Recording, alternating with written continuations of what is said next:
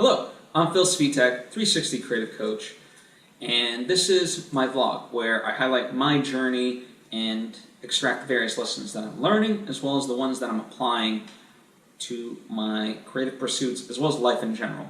And this one's going to be more about my life simply because we are in this pandemic and that's kind of the thing that we as a world are dealing with. Specifically, I live in LA. So we have been mandated to stay at home and so forth. And so over the weekend, I played this game called Phantom. It's a lesser known game. It comes from Europe.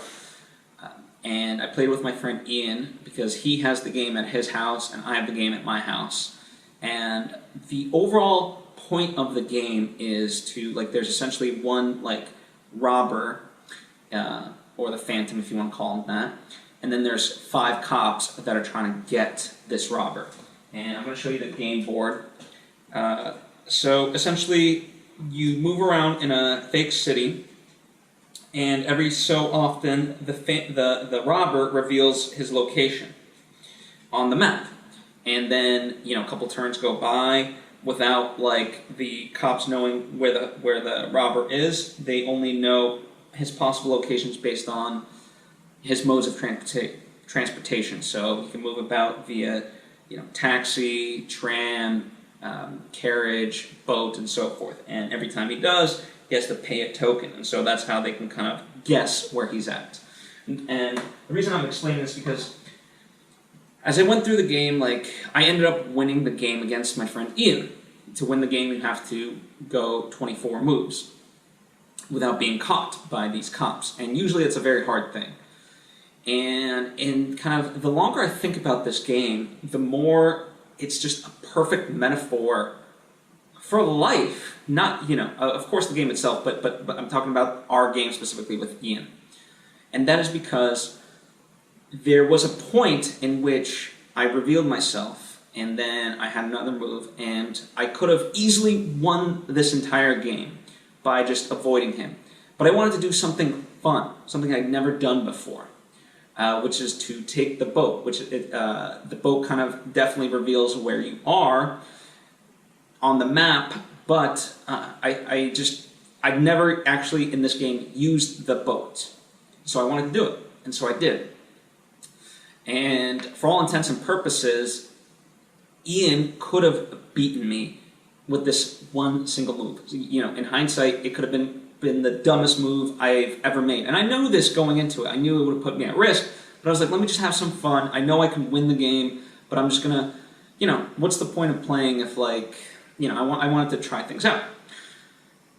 And then what ended up happening was Ian knew exactly where I was, and he was converging in on me with his 5 policemen.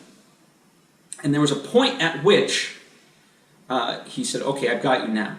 And overall he did. But he made the mistake of thinking that it would take 2 moves, or he made the mistake of thinking that it would take only 1 move instead of 2 to get me. And so, what had happened was, because he thought 1 move, all of a sudden, he's like, I got you, didn't I? And I'm like, no, you didn't. I only had 1 move left to make, and that was to go, literally backwards. That was my last move before he essentially, in chess terms, called checkmate. But he got so frustrated that all of a sudden he lost his mind and just made completely idiotic moves and allowed me to win the game. So I didn't win because of my craftsmanship, I won because of his stupidity. So what are the lessons here? Well, number one, the fact that I don't know, I think in this time we have to find windows of joy. And even though it wasn't the smartest decision to take the boat in this game, I still chose to do it because I was like, okay, let me just do something, right? You gotta ultimately, live life. Now, what I'm not advocating is for you to blindly like the people in Florida for spring break or, in LA, just aimlessly go to the beaches and not give a flying fuck about this coronavirus. No, that's not what I'm advocating. But there is a way to find joy in your current situation. And if you can't find joy in being essentially at home with Netflix, Amazon, Hulu, Disney Plus, Amazon Prime, not to mention video games, any video game you could possibly want, also any book that you possibly want, thanks to ebooks. Like, it's just mind-boggling, right? You should be able to find joy in this time. And I'm talking to you directly because I imagine if you're watching this right now, you have some free time on your hands. There's people in far worse positions that are trying to figure out, their next paycheck and so forth. And I imagine if that's, people in that situation are not watching videos like this currently. So I'm speaking to you with someone that probably has time on their hands. So that's kind of point number one. Point number two, the larger point, is from my perspective, I didn't give up, right? I knew that he was, like, by all intents and purposes, he was supposed to get me. He was going to get me in 2 moves, and he was going to win the game, and that's what should have happened. But I wasn't going to reveal that to him when he said, "Do I have you?" I told him the honest answer. I said, "No, you don't." And he asked me, no way, like, I definitely have you. I'm like, no, there's one last move that you don't see, and I have it. And he just lost his mind. I wasn't lying. I was definitely playing with him, but I wasn't lying. And so in that regard, I kind of look at life in that way. Like, your back may be against the wall, but you still have to do what you got to do, and just trust that something good will happen, Like, if you just, I could have easily been like, oh, you're going to get me anyway, whatever, I'm just going to give up. But no, I knew that, like, I should play out the game because I did have one last move. After that, he would have gotten me, but that was beside the point. And miraculously, even through my one final move, that allowed everything to open up. And so in that regard, as we navigate through this time, like, I just like to believe there's always one final move we always have, no matter what, at our disposal. We just have to kind of look for it and not give up. And, when I use the term one final move very loosely because, of course, that one final move always leads to the next move and the next move.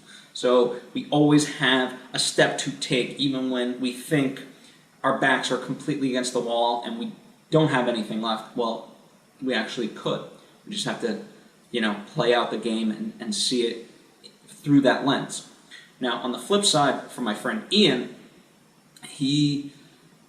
it's just very reminiscent of if all of a sudden you get completely frustrated, right, expecting one thing, that doesn't happen, then you lose your mind and you're making irrational decisions.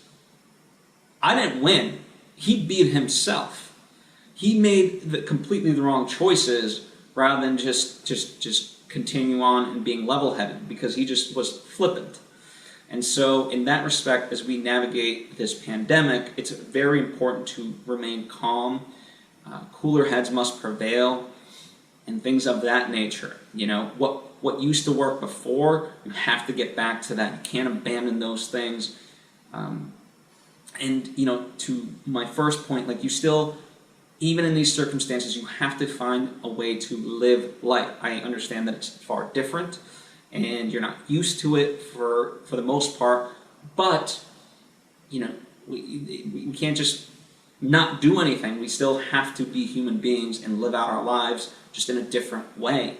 And so that is what we must do. So in an interesting way, that is what I took out from this game. Okay, so then the other thing is, before any of this, like, a lot of times I myself or other people that I knew, we would always be like, what's one thing, like, we want to, like, essentially, for lack of a better term, be heroes. Like, what can we contribute to the world that is of lasting value and so forth? And, now, especially in this pandemic, you kind of, at least I do, take a step back and I'm like, wow, I actually do have the power to contribute. It might not be in the ways that I imagined, but at the end of the day, if I'm being honest, like, those are actually egotistical ways because I want notoriety for them and so forth, as opposed to, literally, you want to be a hero? Right now, all you have to do is stay home. Never has it been easier to actually contribute to society. All you have to do is stay home. That's crazy to me. It's just mind-boggling. And, I've talked to a bunch of friends, and sometimes they're like, well, I'm not being as productive today and so forth, like I just did literally nothing and, you know, just watched movies. And I'm like, you know what? Did you go outside? No. Great. Check that off because you were as productive as you needed to be. It's as simple as that. Like, and the fact that we have people, whether through Florida or, you know, the people who went to beaches and on hikes this weekend in LA, and I'm sure in other parts of the world that aren't taking it, like, they didn't do it, right? And so it's just mind-boggling of like, how hard can this really be? And what frustrates me is when people see, you know, when I see people saying they're bored and I can't take this and I have cabin fever, it's like, we've been at this for like less than a week realistically, maybe slightly a little bit longer, fine. But it's like, I promise you that people such as like Anne Frank or whoever else, like they would, if you told them this is their option during the Holocaust, would, you know, like if they could just, you know, make all the noise that they wanted at home, watch an endless supply of entertainment and so forth, they'd be like, are you fucking kidding me? This is insane, right? Whereas they didn't know what was going to happen. They couldn't make a sound. You know, food, most of them did have food shortages and so forth, and like there was no endless supply of entertainment. Like they were just, you know, in a tiny spot just trying to survive. So I think we all need to get our heads out of our asses every now and then and really look at the larger picture of things. Really. And to that extent, be grateful that this is the best day and age we could possibly ask for to be quarantined. So, you know, it's mind-boggling to me in that sense. And to that end, doesn't mean don't be social. Listen, to that point, right, about things to be grateful for. You can Skype, you can Zoom, you can FaceTime. You know, so many people I know, they're having virtual happy hours, you know, drinking at home and, you know, talking to friends over Skype. Like, great, do that. Like, why is it just because we are more connected than we've ever been? And that's a great thing. So I think this is a great period of self-reflection and kind of moving forward. So take that for what it's worth.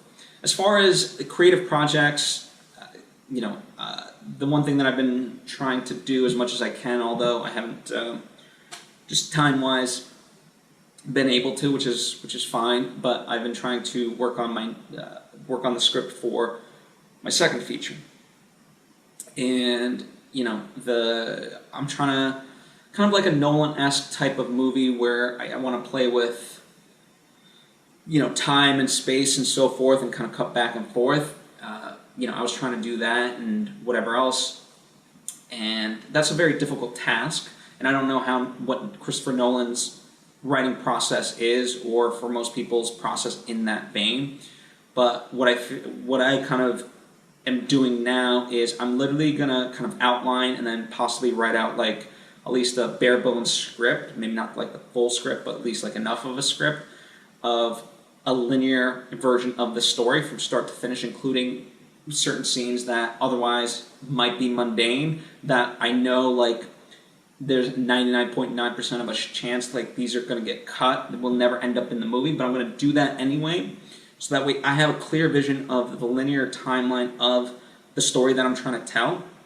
And then once I have that, then I'm going to tackle the actual script, because then I can piece it a lot easier, and in essence it won't be a waste, because then the cool part is that kind of whatever, we'll call it a script, even though it might just be a very detailed outline, if not treatment, will end up sort of, it's a great tool for the actors, for you know, whoever else may be involved from the crew perspective and so forth. So you know, that's the way I'm tackling it, and I'm very early stages, but I'm excited, you know, about it. Obviously, I anticipate it will be a long road to even get to production, given the current circumstances, but that's okay. You know, that gives me something to look forward to ultimately, and I do look forward to that, you know, as things go by. Obviously, I've still got finishing touches on my first feature that I've got to do. I've got finishing touches on my first novel that I've got to do, but that, because that workload is so much lessened, and a lot of that is outside of my control. A, just because of the coronavirus, but B, just by the nature of the process where it's at, it allows me the time to think about, okay, what is the next thing, right? And writer Ryan Holiday, he often talks about, like, he always likes to start the next project as soon as one of his books comes out, because then he doesn't have time to dwell on the success or not success of a particular book. Now, luckily for him, he's had nothing but success. He's New York Times bestselling author multiple times over, but he doesn't he doesn't bog down his mind in the success of that, because in essence, it's kind of funny. Like, every time you start a new project, you are starting from scratch. And kind of one of the things that I'm grappling with now, if it wasn't hard enough in these current times, it's like, can I essentially repeat myself? Can I write a second book? It was hard enough to write the first book, but I did it, right? But now, can I essentially repeat it, or was I just a one-shot wonder? I often have called my first movie a miracle in terms of all the things that came together. And I know it can be replicated, hence why I want to write like how I made that movie to inspire other filmmakers and artists. But it's kind of funny in that sense of, like, can I repeat it? Because I know other people can, but can I repeat it? And I know the answer is yes, but it's just kind of funny. Oftentimes doubt kind of creeps into our minds from a creative standpoint, and I'm sure it doesn't help that in these uncertain times, that's also creeping in. But the more I continue to progress, and that's another big lesson of this entire week, is you can only control yourself. I think a lot of people, why they're so fearful, is by the sheer fact that they are realizing that they don't have control over pretty much anything in life, except the irony of ironies, reverse that, because the one thing you do have control is over how yourself, how you see the world, and how you react to the world. And when you actually accept that, that's when you gain full confidence, because you realize you have control of the one thing that actually gives you the power, and that's yourself. So I'll leave you on that note, I think. Anyway, thank you for joining me, and I hope this has been beneficial. Please stay safe. And I hope to see you next time.